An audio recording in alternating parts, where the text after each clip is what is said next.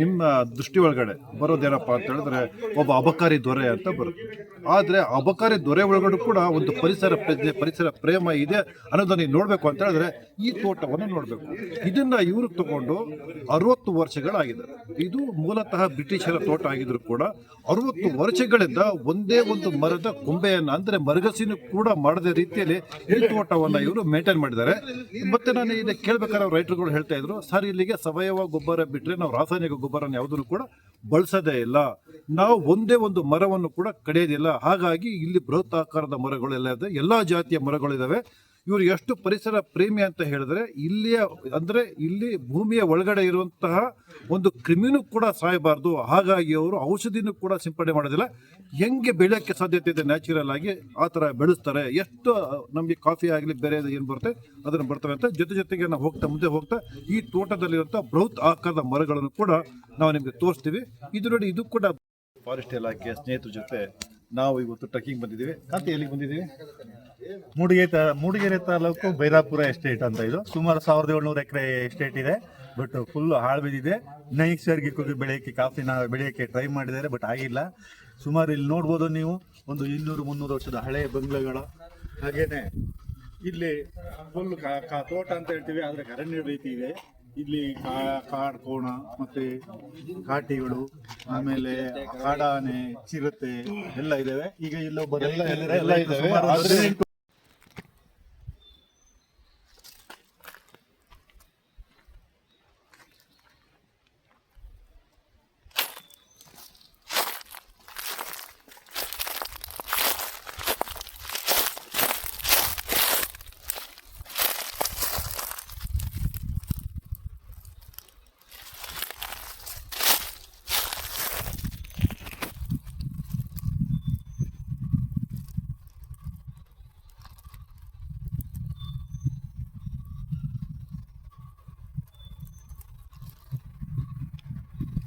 ಇದು ನಂದಿ ಮರ.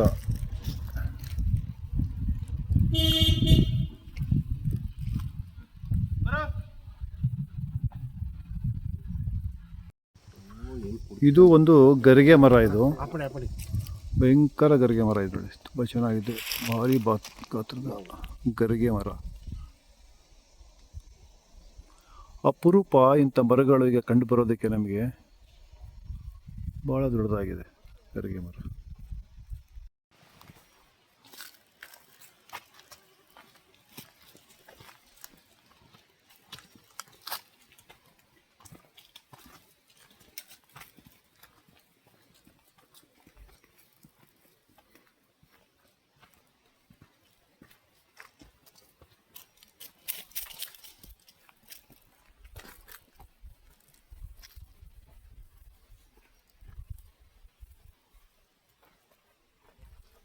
ಮುಂದೆ ಒಂದು ಬೀಟ ಕಾಣಲಿಲ್ಲ ಇಲ್ಲಿ.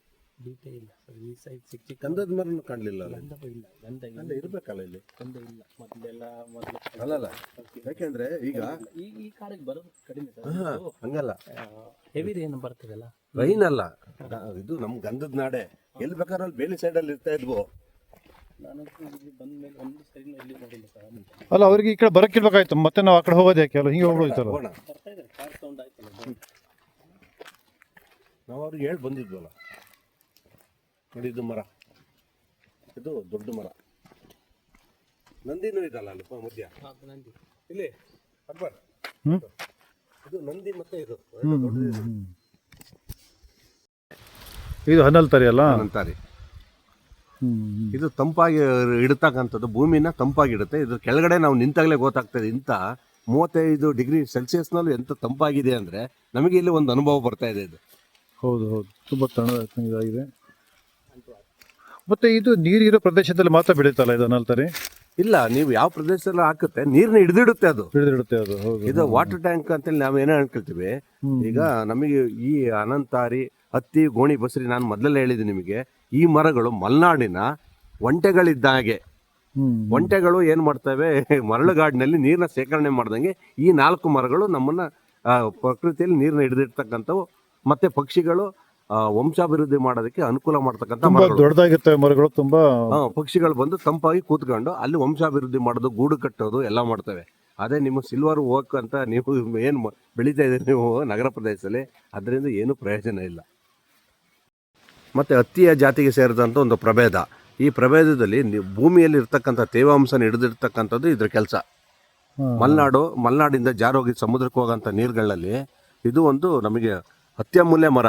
ಇವತ್ತಿನ ಪ್ಲಾಂಟೇಶನ್ಗಳಲ್ಲಿ ನಮಗೆ ಏನಾಗ್ತಿದೆ ಅಂದರೆ ಎಲ್ಲರೂ ಸಿಲ್ವರು ಮತ್ತು ಓಕ್ ಮರಗಳನ್ನ ಹಾಕೊಂಡು ಲಾಭ ಅಂತ ತಿಳ್ಕೊಂಡಿದ್ದಾರೆ. ಅದು ಲಾಭ ಅಲ್ಲ. ಹತ್ತಿ ಮತ್ತು ಗೋಣಿ ಬಸಿರಿನ ಇಂಥ ಮರಗಳನ್ನ ಬೆಳೆದಾಗ ಅದರಲ್ಲಿ ಬಂದು ಪಕ್ಷಿಗಳು ತಂಪಾಗಿ ಕೂತ್ಕೊಂಡು ಅಲ್ಲಿಂದ ಇಕ್ಕೆಗಳಿರ್ತಾವಲ್ಲ, ಇಕ್ಕೆಗಳೇ ಒಂದು ಗೊಬ್ಬರವಾಗಿ ಇಲ್ಲಿ ಒಂದು ನ್ಯಾಚುರಲ್ ಆಗಿ ಬೆಳೆಯತಕ್ಕಂಥ ಪ್ರಕೃತಿಯಲ್ಲಿ ಅದು ಒಂದು ಗೊಬ್ಬರ. ಇವತ್ತು ಯಾವುದೇ ಈ ತೋಟದಲ್ಲಿ ಯಾವುದೇ ಒಂದು ಮೆನ್ಯೂರ್ನ ಯೂಸ್ ಮಾಡ್ದಲೇ ಮಾಡ್ತಕ್ಕಂಥದ್ರಿಂದ ಒಂದು ಅದ್ಭುತವಾದಂಥ ಪ್ರಭೇದಗಳಲ್ಲಿ ಇದೊಂದು. ಮತ್ತೆ ಈ ಮರದ ವಿಷಯ ಇದು ಸ್ವಲ್ಪ ಕಹಿ ಇರ್ತಂತಲ್ಲ ಇದ್ರದ್ದು? ಅಲ್ಲ, ಅದು ಕೈ ಪಕ್ಷಿಗಳು ತಿನ್ನಲ್ಲ ಇದನ್ನ. ಅದು ಪಕ್ಷಿಗಳು ಇಲ್ಲ ಹಡಗ ಅಂತ ತಾಣ, ಅದೊಂದು ಮನೆ. ಇಲ್ಲಿ ಗೂಡುಗಳನ್ನ ಕಟ್ಕೊಂಡು ತಂಪಾದಂತ ಪ್ರದೇಶ ಇದು. ಇಲ್ಲಿ ಹಣ್ಣು ಮತ್ತೆ ಇವು ಸ್ವಲ್ಪ ಕೈ ಇರ್ತವೆ ಅಂತ ಹಣ್ಣುಗಳನ್ನ ತಿಂದು ಬಂದು ಇಲ್ಲಿ ಕೂತ್ಕೊಳ್ತವೆ.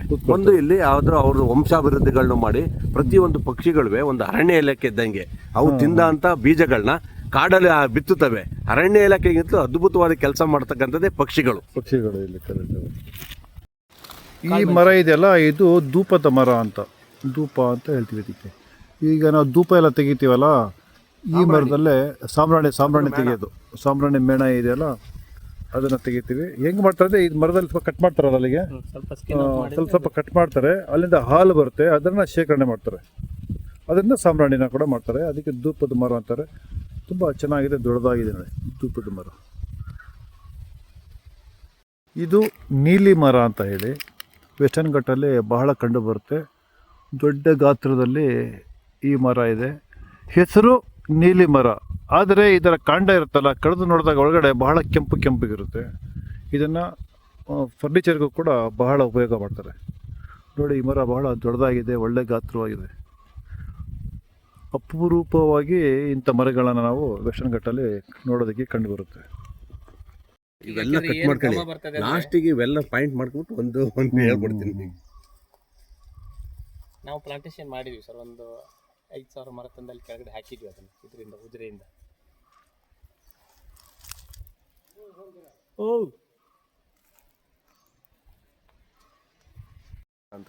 ಇದು ಎಲಗ ಮರ ಅಂತ ಹೇಳಿ ಇದು ಇಲ್ಲಿಯ ಒಂದು ಸಾಂಬಾರ ಪದಾರ್ಥದ ಒಂದು ಮರ. ಇದು ಏನೇನಿಗೆ ಉಪಯೋಗಿಸ್ತೀವಿ ಅಂತ ಹೇಳಿದ್ರೆ, ಈ ಊದುಬತ್ತಿಗೋಸ್ಕರ ಇದು ಚಕ್ಕೆನ ಯೂಸ್ ಮಾಡ್ತೀವಿ. ಈ ಚಕ್ಕೆನ ತೆಗೆದು ಅರ್ದು ಪುಡಿ ಮಾಡಿ ಊದುಗಡ್ಡಿಗೆ ಯೂಸ್ ಮಾಡ್ತಾರೆ. ಮತ್ತು ಇನ್ನೂ ಹೆಚ್ಚಾಗಿ ಮಸಾಲೆ ಪದಾರ್ಥಗಳು ಅಂದರೆ ಬಿರಿಯಾನಿ, ಬೇರೆ ಐಟಮಿಗೆ ಈ ಗರಂ ಮಸಾಲ ಹಾಕ್ತೀವಲ್ಲ, ಈ ಗರಂ ಮಸಾಲದ ಜೊತೆಗೆ ಇದು ಚಕ್ಕೆನೂ ಕೂಡ ಒಂದು ಪಾರ್ಟ್, ಒಂದು ಪಾರ್ಟ್ ಗರಂ ಮಸಾಲೆ ಒಂದು ಪಾರ್ಟ್ ಇದನ್ನು ಕೂಡ. ಮತ್ತು ನೋಡಿ, ಇದ್ರ ಎಲೆಗಳಿದಾವಲ್ಲ, ಇದು ಬಿರಿಯಾನಿ ಎಲೆ ಅಂತಲೂ ಕೂಡ ನಾವು ಕರಿತೀವಿ ಇದಕ್ಕೆ, ಈ ಎಲೆಗಳಿಗೆ. ಇದನ್ನು ಕೂಡ ನಾವು ಒಂಥರ ತುಂಬ ಸುವಾಸನೆ ಬರೋದಕ್ಕೆ, ನಾನ್ ವೆಜ್ ಐಟಮ್ಗಳಲ್ಲಿ ಸುವಾಸನೆ ಬರೋದಕ್ಕೂ ಕೂಡ ಹಾಕ್ತೀವಿ. ಮತ್ತು ಬೇರೆ ಬೇರೆ ವೆಜ್ ಐಟಮ್ಗಳಿಗೂ ಕೂಡ ಇದನ್ನು ಬಳಸ್ತೀವಿ. ನೋಡಿ, ಎಲೆ ಚೆನ್ನಾಗಿರುತ್ತೆ, ತುಂಬ ಚೆನ್ನಾಗಿರುತ್ತೆ. ಇದು ಘಮ ಅಂತ ಇದ್ರು ಎಲೆಗಳೆಲ್ಲ. ಇದು ಮಲೆನಾಡಿನ ಒಂದು ವಿಶೇಷವಾದಂಥ ಮರ. ಇದು ಹತ್ತಿ ಮರ ಸರ್. ಇದು ಹತ್ತಿ ಹಣ್ಣೆಲ್ಲ ಬಿಡ್ತಾವಲ್ಲ ಅದು. ಹತ್ತಿ, ಗರಿಗೆ, ಮಾವು, ನೀಲಿ ಮರ ಅದು.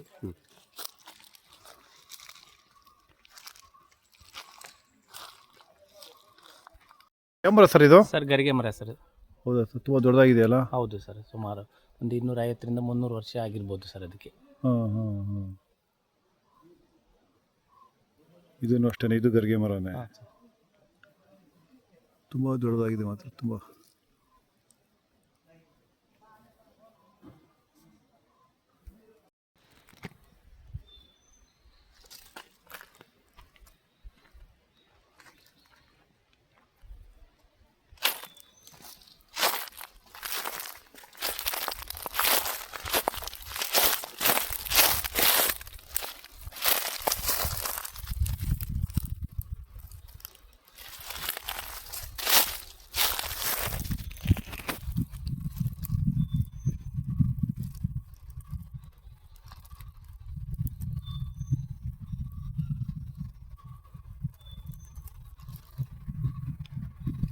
ಇವೆಲ್ಲ ಕಟ್ ಮಾಡ್ಕೊಳ್ಳಿ, ಲಾಸ್ಟಿಗೆ ಇವೆಲ್ಲ ಪಾಯಿಂಟ್ ಮಾಡ್ಬಿಟ್ಟು ಒಂದು ಹೇಳ್ಬಿಡ್ತೀನಿ.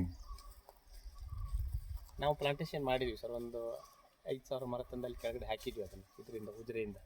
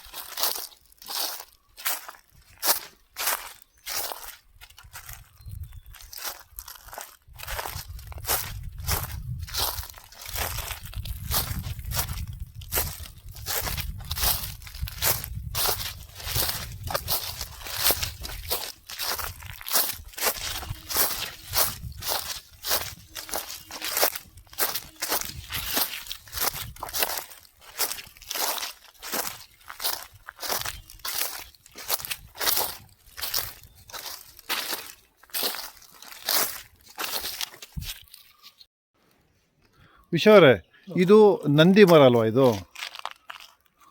ನಂದಿ ಮರ ಸ್ವಲ್ಪ ತುಂಬ ಬೆಲೆ ಬಾಳುತ್ತಲ್ವಾ ಇದಕ್ಕೆ? ಇದು ತುಂಬಾ ಅದೇ ಬೆಳ್ಳಗಿದೆ ನೋಡಿ, ಇದು ಒಂಥರ ಯಾವಾಗಲೂ ತೊಗಟೆನ ಬಿಡ್ತಾ ಇರುತ್ತೆ. ಹಾಂ, ಇದೇ ನಂದಿ ಮರ. ಇದು ಒಳ್ಳೆ ಬೆಲೆ ಬಾಳುವಂತ ನಂದಿ ಮರ. ಮನೆ ಕಿಟಕಿ ಬಾಗಿಲುಗಳಿಗೆ ಮತ್ತೆ ಫರ್ನಿಚರ್ಗಳಿಗೆ ಮಾಡೋದಕ್ಕೆ ಬಳಸ್ತಾರೆ. ಉತ್ತಮವಾದಂತ ಮರ ಇದು, ಗಟ್ಟಿ ಮತ್ತೆ ತುಂಬಾ ಗಟ್ಟಿ ಬರುವಂತ ಮರ ಇದು. ತುಂಬ ಮರಗಳಿದಾವೆ ಇಲ್ಲಲ್ವಾ? ಹೌದೌದು. ಇದು ಫರ್ನಿಚರಿಗೆ ತುಂಬ ಉಪಯೋಗ ಆಗುತ್ತೆ ಅಂತ ತಗೋತಾರೆ. ಫರ್ನಿಚರ್, ಕಿಟಕಿ ಬಾಗಿಲು ಮತ್ತೆ ಫರ್ನಿಚರ್ಗೂ ಉಪಯೋಗಿಸ್ತಾರೆ. ಒಟ್ಟು ಗಟ್ಟಿ ಬರ್ತದೆ ಮರ ಇದು. ಮರ ಅಂತ ಸರ್ ಇದು. ಅಂದ್ರೆ ಇದು ಊದ್ಬತ್ತಿಗೆ ಬಳಸ್ತಾರೆ, ಸ್ಮೆಲ್ ಬರ್ಲಿ ಅಂತ. ಇದು ಅಡಿಗೆ ಪಡಿಗೆ ಯಾವ್ದು ಹಾಕೋದಲ್ಲ, ಒರಿಜಿನಲ್ ಚಕ್ಕೆ ಅಲ್ಲ ಇದು. ಹೌದಾ? ಕಾಡು ಚಕ್ಕೆ ಅಂತ. ಅಂದ್ರೆ ಇದರ ಚಕ್ಕೆನ ತೆಗೆದು ಇಲ್ಲ ಸರ್ ಇದು. ಈ ಮರದೊಂದು ವಿಶೇಷತೆ ಹೇಳ್ತೀನಿ ಬಾಬಾ. ಚಕ್ಕೆ ಈ ಮರದಲ್ಲಿ ನಾವು ಈ ಇಬ್ನಿ ಬೀಳೋ ಟೈಮಲ್ಲಿ ಈ ಮರದ ಚಕ್ಕೆ ಎಲ್ಲ ತಗೊಬಂದು ಅದನ್ನ ಕ್ಲೀನ್ ಮಾಡಿ ರುಬ್ಬಿಟ್ಟು ತಂಬಿಟ್ಟು ಇದು ಹಿಟ್ಟು ಅಂತ ಮಾಡ್ತೀವಿ. ರಾತ್ರಿ ಮಾಡಿ ಒಳ್ಳೆ ಅಂಬಲಿ ಇದು ಹಲವಾ ತರ ಬರುತ್ತೆ.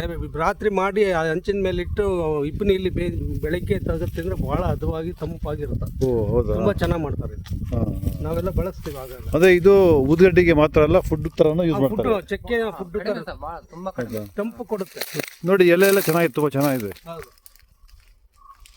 ಇದ್ರಲ್ಲಿ ನೀವು ಮಾಡಲ್ವಾ? ಚಕ್ಕಿನ ಮಾಡಿ ಎಷ್ಟು ಚೆನ್ನಾಗಿರುತ್ತೆ ಗೊತ್ತಾ? ಒಳ್ಳೆ ಹಲವಾ ಚೆನ್ನಾಗಿರುತ್ತೆ. ಇಬ್ಬನಿಗೆ ಇಡ್ತಾರೆ. ಒಂದು 15 ಚಕ್ಕೆ ಇದೆ ಸರ್ ನಮ್ಮಲ್ಲಿ, ಒಂದೇ ಇದೆ. ಬೇರೆ ಕಡೆ ಒಂದಿಲ್ಲ, ಒಂದೇ ನಮ್ಮಲ್ಲಿ. ಈ ಮರದ ಹೆಸರು ನೀಲಿ ಮರ ಅಂತ ಹೇಳಿ. ತುಂಬ ಬೃಹತ್ ಆಕಾರದಲ್ಲಿ ಇದು ಬೆಳೆಯುತ್ತೆ. ಇದರ ವಿಶೇಷತೆ ಏನು ಅಂತ ಹೇಳಿದ್ರೆ, ಈ ಮರ ಇದೆಯಲ್ಲ, ಒಳಗಡೆ ಕೆಂಪಿರುತ್ತೆ. ಹೆಸರು ನೀಲಿ ಮರ ಅಂತ ಹೇಳಿ. ಒಳಗಡೆ ಬಹಳ ಕೆಂಪಿರುತ್ತೆ. ಇದು ಕೂಡ ಫರ್ನಿಚರಿಗೆ ಭಾಳ ಯೂಸ್ ಮಾಡ್ತಾರೆ.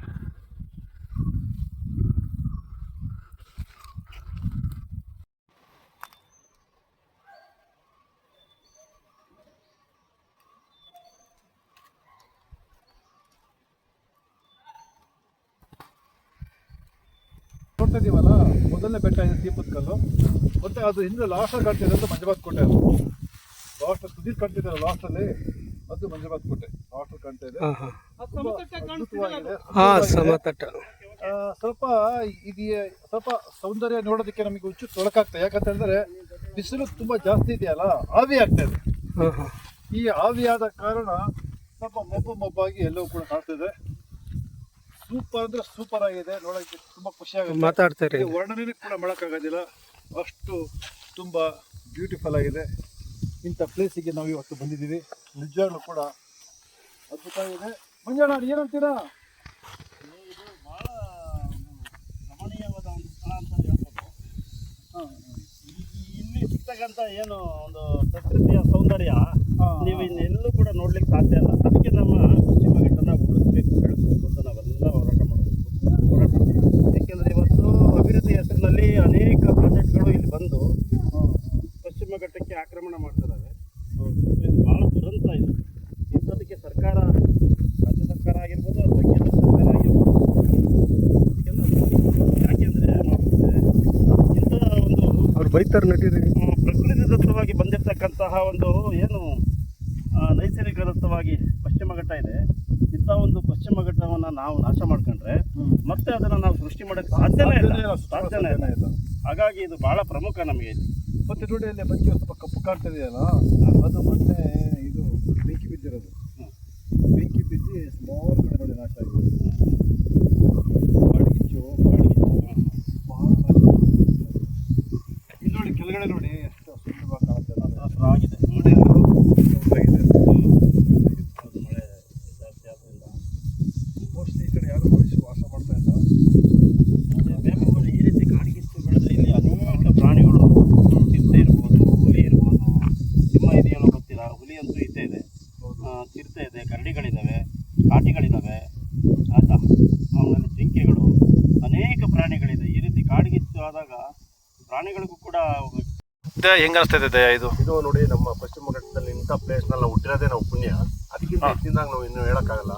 ಆದರೆ ಇಲ್ಲಿ ಹಲವಾರು ಯೋಜನೆಗಳಿಂದಾಗಿ ಹೊರಡಾದಂಥ ಭೂಮಿ ಹೊಟ್ಟಿದಂಥ ಸರ್ಕಾರಗಳಿಗೆ ಇದನ್ನು ಒಂದ್ಸಲ ಟೂರಿಸಂ ಪ್ಲೇಸ್ನ ಮಾಡಿದರೆ ಸಾವಿರಾರು ಲಕ್ಷಾಂತರ ಮಂದಿ ಬಂದು ಇಲ್ಲಿ ಅದರ ಅನುಭವನ ಹಂಚಿಕೊಂಡು ನಮ್ಮ ಪ್ರಕೃತಿನ ಉಳಿಯುತ್ತೆ. ಮತ್ತು ಹಾಗೂ ನಮ್ಮ ಪ್ರಕೃತಿಗೆ ಈಗಿನ ಜನ ಏನಾದ್ರು ಒಂದು ಕೊಡುಗೆ ಕೊಡೋದಕ್ಕೆ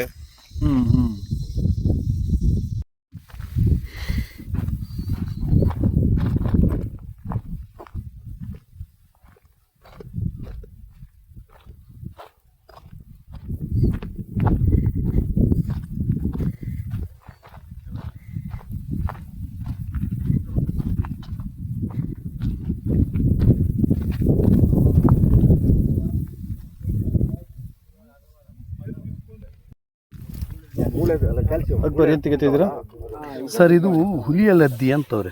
ಹುಲಿಯ ಲದ್ದಿ, ಆನೆ ಲದ್ದಿ ಅಂತಾರೆ. ಹುಲಿಗೆ ಏನಂತಾರೆ? ಲದ್ದಿನೇ. ಅದಕ್ಕೆ ಲದ್ದಿನೇ ಅಂತಾರೆ. ಮನುಷ್ಯರು ಹಾಕಿದ್ರು ಲದ್ದಿ ಅಂತಾನೆ ಹೇಳೋದು. ಅದು ಕೆಟ್ಟ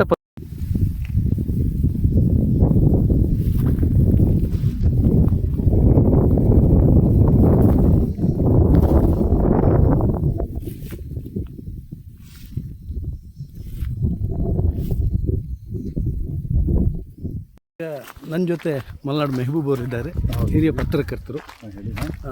ಮೆಹಬೂಬ್ ಅವರೇ, ಈಗ ನಾವು ಏನು ಹೇಳ್ತೀವಿ, ಪಶ್ಚಿಮ ಘಟ್ಟದ ದಟ್ಟ ಅರಣ್ಯದ ಮಧ್ಯದಲ್ಲಿದ್ದೀವಿ. ಈ ಅರಣ್ಯ ಇಲಾಖೆ ನಮ್ಗೆ ಇವತ್ತು ಸಕಲೇಶಪುರ ತಾಲೂಕು ಪತ್ರಕರ್ತರಿಗೆ ಒಂದು ಅವಕಾಶ ಕಲ್ಪಿಸ್ತು. ಈ ಅವಕಾಶಕ್ಕೆ ನಾನು ಅವರಿಗೆ ಧನ್ಯವಾದ ಹೇಳ್ತೀನಿ. ಮೆಹಬೂಬ್ ಅವರೇ, ಈಗ ನೋಡಿ, ನಮ್ಮ ಮುಂದುಗಡೆ ಒಂದು ಪರ್ವತ ಕಟ್ಟಿದೆ, ಅದಕ್ಕೆ ಸೋಲೋ ಅರಣ್ಯ. ಈ ಭಾಗದಲ್ಲಿ ಹುಲಿಗಳಿರುತ್ತೆ, ಚಿರತೆ ಎಲ್ಲ ಇರುತ್ತೆ. ನಮಗೆ ಅರಣ್ಯ ಅಧಿಕಾರಿಗಳು ಹೇಳಿದಲ್ಲಿ ಸಿಂಹವನ್ನು ಒಂದನ್ನು ಹೊರತುಪಡಿಸಿ ಎಲ್ಲ ಪ್ರಾಣಿಗಳಿದೆ ಅಂತ. ಈ ಭಾಗದ ಇದಕ್ಕೆ ಈಗ ನೀವೇನು ಈ ಪ್ರಕೃತಿಯ ಮಧ್ಯದಲ್ಲಿದ್ದೀರಾ, ಈ ಬಗ್ಗೆ ಒಂದೆರಡು ಮಾತಲ್ಲಿ ಹೇಳಿ ಸರ್. ಬಹಳ ವರ್ಷಗಳ ನಂತರ ನಾನು ಮತ್ತೆ ಟ್ರೆಕ್ಕಿಂಗ್ ಮಾಡ್ತಾ ಇದ್ದೇನೆ. ಮೊದಲು ನಾವು ಈ ನಮ್ಮ ದಿನೇಶ ಮತ್ತು ಸಾಹಸ ವಿಶ್ವನಾಥ್ ಜೊತೆ ಇದ್ದಾರಲ್ಲ, ಇವರಿಗೆಲ್ಲ ನಮಗೆ ಇದೇ ಕೆಲಸ ಆಗಿತ್ತು. ಗಾಡಿಗೆ ಹೋಗೋದು, ಯಾವ್ದು ಅರಣ್ಯ ಇಲಾಖೆ ಹಿಡ್ಕೊಳ್ಳೋದು, ಗಾಡಿಗೆ ಹೋಗೋದು ಇದೇ ಕೆಲಸ ಮಾಡ್ತಾ ಇತ್ತು. ಬಹಳ ವರ್ಷಗಳ ನಂತರ ಮತ್ತೆ ಟ್ರೆಕ್ಕಿಂಗ್ ಮಾಡಿದ್ರೆ ತುಂಬ ಅಂದರೆ ತುಂಬ ಖುಷಿ ಆಗ್ತದೆ ಇವತ್ತು. ಮತ್ತು ಈ ಕೆಲಸಗಳನ್ನು ಪತ್ರಕರ್ತರು ತಮ್ಮ ಕರ್ತವ್ಯ ಅಂತ ಹೇಳಿ ಮಾಡಬೇಕು. ಯಾಕೆಂತ ಹೇಳಿದ್ರೆ ನಾವು ಪರಿಸರದ ಬಗ್ಗೆ ಅಲ್ಲಿ ಕೂತ್ಕೊಂಡು ಬರೆಯೋದಲ್ಲ, ಅದನ್ನು ಆಸ್ವಾದಿಸ್ಬಿಟ್ಟು ಬರಿಬೇಕು ಅಂತೀರ. ಅಲ್ಲಲ್ಲ, ಏನಾಗಿತ್ತು, ಒಂದು ಕಾಲದಲ್ಲಿ ಡಿಜಿಟಲ್ ಮೀಡಿಯಾ ಇತ್ತಿಲ್ಲ. ಆವಾಗ ನಾವು ಅಕ್ಷರಗಳಲ್ಲಿ ವರ್ಣನೆ ಮಾಡಬೇಕಾಯಿತು. ಪ್ರಕೃತಿ ಸೌಂದರ್ಯವನ್ನು ನಾವು ಅಕ್ಷರಗಳಿಗೆ ಒತ್ತು ಕೊಟ್ಟು ಬರೆದು ಅದನ್ನು ಬಿಂಬಿಸಬೇಕಾಯಿತು. ಅದು ಈಗ ಡಿಜಿಟಲ್ ಮೀಡಿಯಾ. ಈಗ ಇದನ್ನು ತೋರಿಸಿದ್ರೆ ಸಾಕು, ಅದನ್ನು ನೋಡುವಂಥವ್ರು ಮತ್ತು ಅರ್ಥ ಮಾಡ್ಕೊಳ್ಳೋಂಥವ್ರು ಮತ್ತು ಆ ಸೌಂದರ್ಯವನ್ನು ಅನುಭವಿಸುವಂಥವ್ರು ಭಾಳಷ್ಟು ಜನ ಇದ್ದಾರೆ. ನಾವು ಸಕಲೇಶಪುರದ ಪತ್ರಕರ್ತರು ಪ್ರತಿ 15 ದಿನಕ್ಕೂ ವಾರಕ್ಕೆ ಒಂದು ಸತಿ ಇಂಥ ಪ್ರದೇಶಗಳಿಗೆ ಬಂದು ಇದನ್ನು ಜಗತ್ತಿಗೆ ತೋರಿಸುವಂಥ ಕೆಲಸವನ್ನು ಮಾಡಬೇಕು. ಸ್ನೇಹಿತರೆ, ಈಗ ನೀವು ನೋಡಿ, ಮುಂದುಗಡೆ ಹಾ, ಮುಂದುಗಡೆ ನೋಡ್ತಿದ್ದೀರಲ್ಲ ಸರ್, ಹಾಂ ಈಗ ನಿಮಗೆ ಒಂದು ಮುಂದುಗಡೆ ಕಾಣಿಸುತ್ತೆ. ಹಾಂ ಇದು ಸಕಲೇಶ್ಪುರ ವಲಯ ಅರಣ್ಯಕ್ಕೆ ಸೇರುವಂಥದ್ದು ದೀಪದ ಕಲ್ಲು ಅಂತ. ಹೌದಾ? ಹಾಂ ಅದ್ರ ಪಕ್ಕದಲ್ಲಿ ಏನಿದೆ ಹಾಂ ನಿಮಗೆ ಒಂದು ಸಮತಟ್ಟಾದ ಕಾಣಿಸುತ್ತಲ್ಲ, ಅದು ನಮ್ಮ ಹೆಮ್ಮೆಯ ಮಂಜರಾಬಾದ್ ಕೋಟೆ. ಹೆಂಗೆ ಕಾಣಿಸ್ತಿದೆ ನೋಡಿ ಸರ್, ಹಾಂ ಒಂದು ಅದ್ಭುತವಾದಂಥ ಇದು. ಹಾಂ ಭಾಳ ಸುಂದರವಾಗಿದೆ. ಹಾಂ, ಮುಂದುವರೆದು ಏನು ಹೇಳ್ಬೇಕಂತ ಹೇಳ್ತೀರಾ ಹೇಳಿ ಸರ್. ಏನಂತ ಹೇಳಿದ್ರೆ, ನಾವು ಎಲ್ಲೋ ಒಂದು ಕಡೆ ಸೋತಿದ್ದೀವಿ. ಎಲ್ಲಿ ಸೋತಿದ್ದೀವಿ ಅಂದರೆ ಪಶ್ಚಿಮ ಘಟ್ಟವನ್ನು ಜಗತ್ತಿಗೆ ತೋರಿಸೋದಕ್ಕೆ. ಹಾಂ ಹೇಳಿ. ಏನಾಗಿ ಬರೋರೆ, ನಾವು ಎಲ್ಲೋ ಒಂದು ಕಡೆ ಸೋತಿದ್ದೀವಿ. ಏನಪ್ಪ ಅಂತ ಹೇಳಿದ್ರೆ, ಈ ಪಶ್ಚಿಮ ಘಟ್ಟವನ್ನು ಜಗತ್ತಿಗೆ ತೋರಿಸುವಂಥ ಅವಕಾಶ ನಮಗೆ ಮಾತ್ರ ಇರೋದು ಹೆಚ್ಚು. ನಾವು ಈ ಪರಿಸರದ ಹತ್ತಿರದಲ್ಲಿ ವಾಸ ಮಾಡ್ತಿದ್ದೀವಿ ಮತ್ತು ತುಂಬ ಒಂದು ನಿಮಿಷ ಮೆಹಬೂಬ್ ಅವರೇ, ನೀವು ನನ್ನ ಜೊತೆ ನಿಂತ್ಕೊಳ್ಳಿ. ನಾವು ಇಡೀ ಪರಿಸರನ ಒಂದು ಕ್ಯಾಪ್ಚರ್ ತೋರಿಸ್ಕೊಂಡು ತೋರಿಸಿ ಮೆಲ್ಲಕ್ಕೆ. ಇಲ್ಲಿ ಆ ಬೆಟ್ಟ, ಆ ಗುಡ್ಡಗಳು, ಪರಿಸರಗಳು.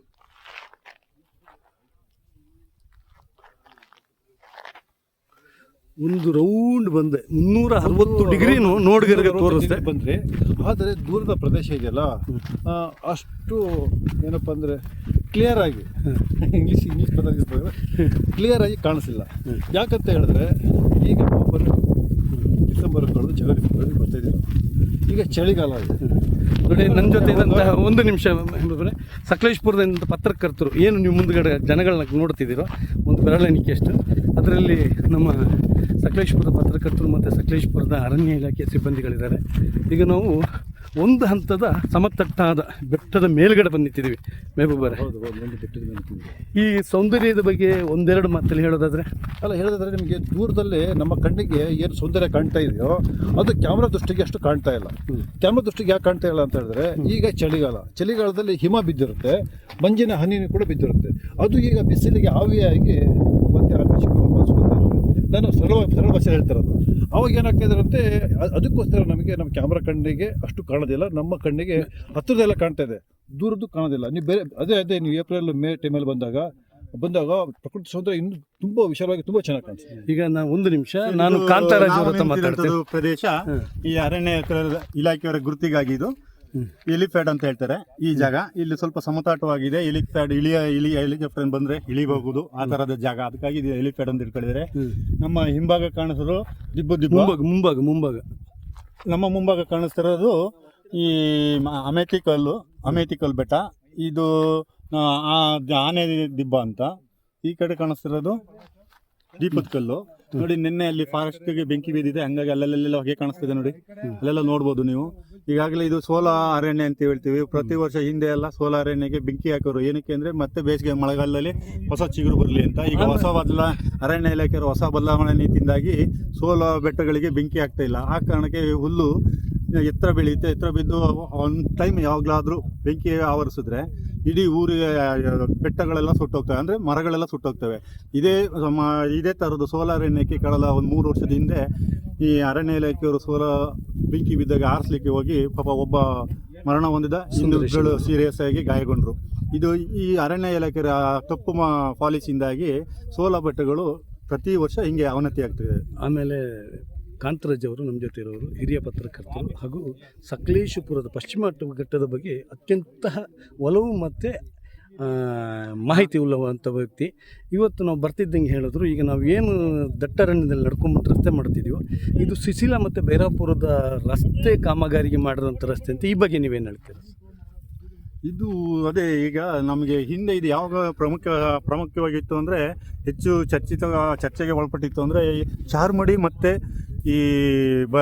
ಇದು ಶಿರಾಡಿ ಎರಡೂ ರಸ್ತೆಗಳು ಪದೇ ಸಂಚಾರ ಬಂದಾಗ್ತಾ ಇತ್ತು.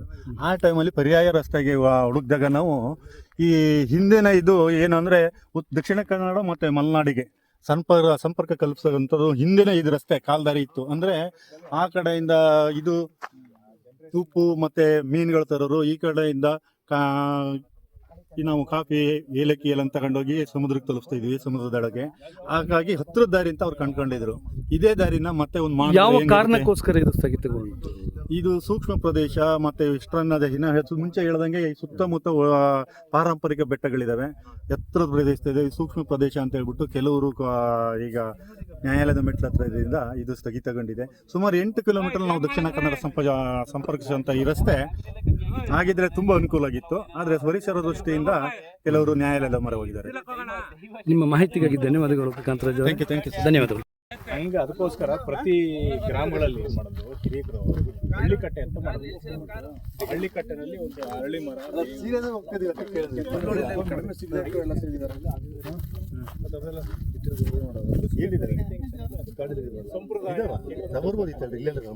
ಸಂಪ್ರದಾಯ ಈಗ ಇವ್ರು ಹೋಗ್ತಾರಂತೆ ಬಸ್ ಬರ್ತಾರೆ ತೂಕ ಅಂತಲ್ಲ, ಊಟ ಮಾಡ್ಬೇಕಲ್ಲ ಹಂಗಾರೆ.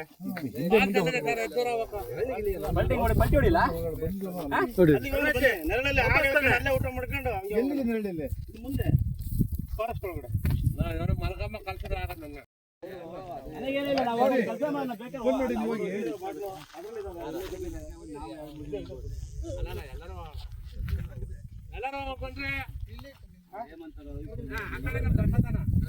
ಫುಡ್ ಇಲ್ಲಿ ತಿನ್ನೋಣ, ಎತ್ಕೊಂಡು ಹೋಗೋದು ವೇಸ್ಟು ಅಲ್ಲಿಗೆ.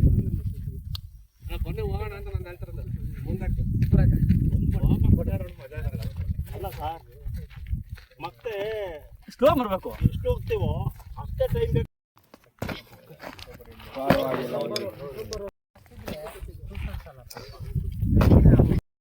ಹಾಂ ತೆಗೀರಿ, ನಾವು ಆನ್ ಮಾಡಿದ್ವಿ.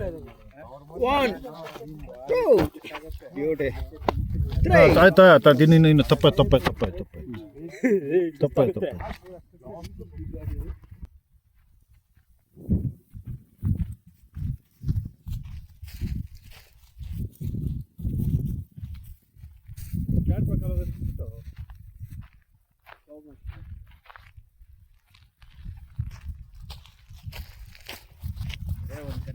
Full energy, stamina.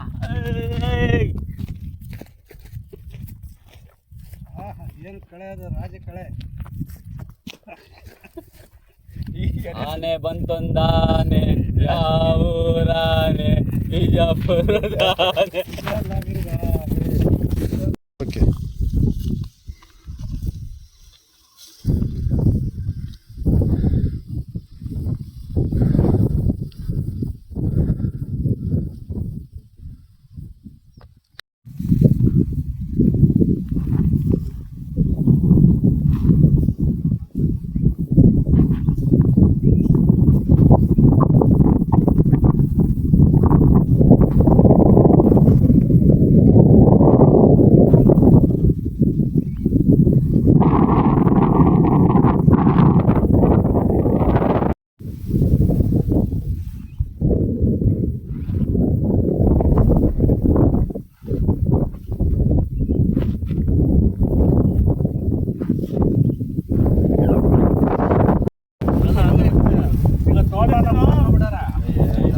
ಒಂದೊಂದು ಮಾತಾಡಬಾರ್ದು.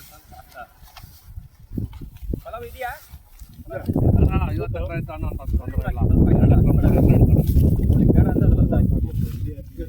ಮಾಡಬೇಕು. ಲ್ಯಾಂಡ್ಸ್ಕೇಪ್ ಉಳಿಸ್ಕೊಂಡು ಮಾಡಕ್ಕೆ